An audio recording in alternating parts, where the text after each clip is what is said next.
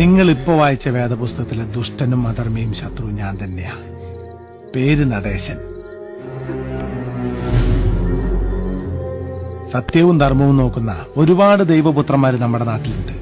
അവർക്കെതിരെ ഒരു ചെകുത്താനെങ്കിലും വേണ്ടേ? തനിക്കറിയാമോ, ഞാൻ വളരെ താഴ്ന്ന നിലയിൽ നിന്ന് കഷ്ടപ്പെട്ട ഇതുവരെ എത്തിയത്. ഇപ്പൊ പറയാൻ കൊള്ളാവുന്നതും കൊള്ളാത്തതുമായ ഒരുപാട് ബിസിനസ്സുണ്ട്. CI മോഹൻദാസ് എന്നോട് മെക്കെട്ട് കയറാൻ വന്നോണ്ട് അവനെ കൊന്നത്. ഇനി അതിനെതിരെ താനും കൂടി കോടതി സാക്ഷി പറയാൻ പോണ്ട. അങ്ങനെ എന്തെങ്കിലും സംഭവിച്ചാൽ ആദ്യം ഞാൻ കൊല്ലുന്നത് തന്നെയായിരിക്കും.